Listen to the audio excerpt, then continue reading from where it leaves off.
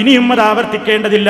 പക്ഷേ ഈ വ്യക്തി ഇവിടെ ഈ സ്ഥലത്ത് പ്രസംഗിക്കുന്നു. എന്തെന്നോ അയാൾ പറയുന്നത്, ഇതാ മുജാഹിദുകൾ ഈ വാദക്കാരാണ്, നമുക്കില്ലാത്ത വിശ്വാസം നമ്മുടെ മേൽ കെട്ടിവെക്കുകയാണ്.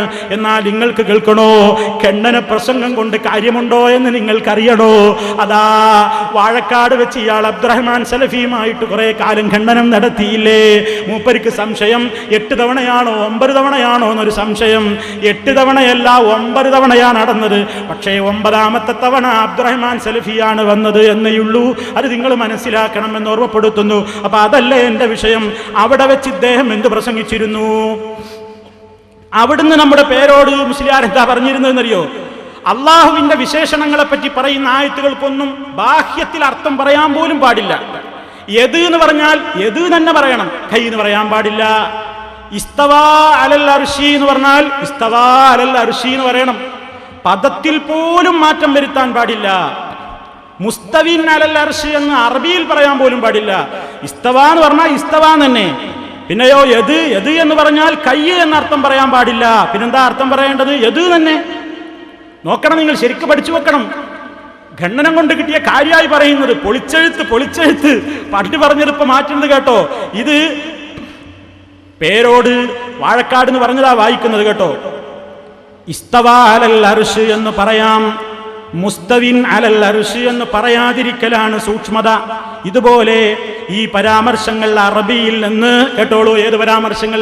യദ്, അതേപോലെ അള്ളാഹിന്റെ ഐന്, അള്ളാഹുവിന്റെ എൻസിലു എന്നൊക്കെ പറയുന്ന പ്രയോഗങ്ങളില്ലേ, അതൊക്കെ മറ്റു അറബിയിൽ നിന്ന് മറ്റു ഭാഷയിലേക്ക് ഭാഷാന്തരം ചെയ്യരുത് കേട്ടോ. മറ്റു ഭാഷയിലേക്ക് ഭാഷാന്തരം ചെയ്യരുത്.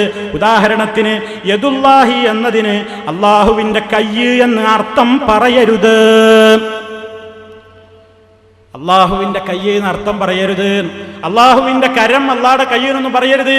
ഖുർആൻ പരിഭാഷകളൊക്കെ ഒന്ന് മറിച്ചു നോക്ക്, എന്താ എതിന് അർത്ഥം കൊടുത്തിട്ടില്ലേ നോക്കണം നിങ്ങൾ വല്ലവരും. മാത്രമല്ല ഇമാം ഗസ്സാലി റഹ്മത്തുള്ളാഹി അലൈഹി ഇൽജാമിൽ ഇത് പറഞ്ഞിട്ടുണ്ട്. വല്ലവരും സലഫിന്റെ മാർഗം മനസ്സിലാക്കാതെ ബാഹ്യാർത്ഥം പറഞ്ഞെങ്കിൽ അത് ആരായാലും അസ്വീകാര്യമാണ്. വ്യാഖ്യാനം പറ്റുമെന്ന രണ്ടാമത്തെ അഭിപ്രായ പ്രകാരം പറയുകയാണെങ്കിൽ വ്യാഖ്യാനമേ പറയാവൂ എന്നവർ ഗ്രഹിച്ചിരിക്കണം. അപ്പൊ നോക്കൂ സുഹൃത്തുക്കളെ, അവിടെ കൃത്യമായിട്ട് എന്താ പറയുന്നത്? മറ്റൊരു ഭാഷയിലേക്ക് അർത്ഥം പറയാൻ പോലും പാടില്ല, അങ്ങനെ തന്നെ പറയണം. ഇതാണ് മൂപ്പരവാദം.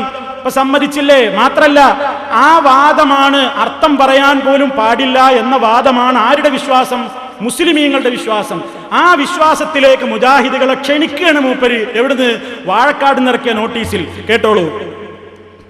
അള്ളാഹുവിന് അവയവങ്ങളില്ലെന്നും അവൻ കയറുകയോ ഇറങ്ങുകയോ മാറ്റങ്ങൾക്ക് വിധേയമാവുകയോ ചെയ്യാത്തവനാണെന്നും സ്ഥലകാലാതീതനാണെന്നും അവൻ നശിക്കുകയില്ലെന്നും സൃഷ്ടികളോട് പൂർണ്ണമായും വിഭിന്നനാണെന്നും അവന്റെ രൂപം ഉൾക്കൊള്ളാനും രൂപപ്പെടുത്താനും മനുഷ്യഹൃദയങ്ങൾക്ക് കഴിയില്ലെന്നും. ഇനി ശ്രദ്ധിച്ചോ, മുത്തശാബിഹായ ആയത്തുകൾക്കും ഹദീസുകൾക്കും ബാഹ്യാർത്ഥം പറയരുതെന്നും വിശ്വസിക്കുന്ന ഇസ്ലാമിക വിശ്വാസത്തിലേക്ക് മടങ്ങിക്കൂടെ? നമ്മളോട് ചോദിക്കുകയാണ്, അർത്ഥം പറയാൻ പാടില്ല എന്ന ഇസ്ലാമിക വിശ്വാസത്തിലേക്ക് നിങ്ങൾക്ക് മടങ്ങിക്കൂടെ എന്ന് ചോദിച്ചിട്ട് ആ വിശ്വാസത്തിലേക്ക് നമ്മളെ ക്ഷണിച്ച പേരോട്. എന്നാലോ മൂപ്പരുടെ വാദത്തെ അതാ പൊളിച്ചെഴുതുകയാണ് സുന്നി വോയിസിൽ. കേട്ടോളൂ. സുന്നി വോയിസ് ഞാൻ വായിക്കുന്നത്. സിംഹാസനത്തിൽ ഉപവിഷ്ടരാവുക എന്നാൽ അറിയാം, പക്ഷേ അള്ളാഹുവിനെ സംബന്ധിച്ച് ആ രൂപം അറിയില്ല. കണ്ടോ? അപ്പൊ ഉപവിഷ്ടനാകാൻ അർത്ഥം പറഞ്ഞില്ലേ? അക്കാര്യം നിഷേധിക്കുന്നത് കുഫറാണ്, വിശ്വസിക്കൽ നിർബന്ധമാണ്. സിംഹാസനത്തിൽ ഉപവിഷ്ടനാവുക പോലുള്ള രൂപം അജ്ഞേയമായ കാര്യങ്ങളെക്കുറിച്ചുള്ള സംസാരം ബിദ്അത്താണ്. അനസ് ഇബ്നു മാലിക്കും ഇമാം ബുഖാരി റഹ്മത്തുള്ളാഹി അലൈഹിയും ഒക്കെ അവരുടെ ഗ്രന്ഥങ്ങളിൽ ഈ വീക്ഷണം വിശദീകരിച്ചിട്ടുണ്ട്.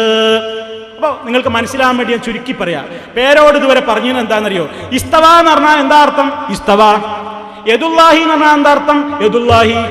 എൻസിലു റബ്ബുന എന്ന് പറഞ്ഞ എന്താ അർത്ഥം? എൻസിലു റബ്ബുന.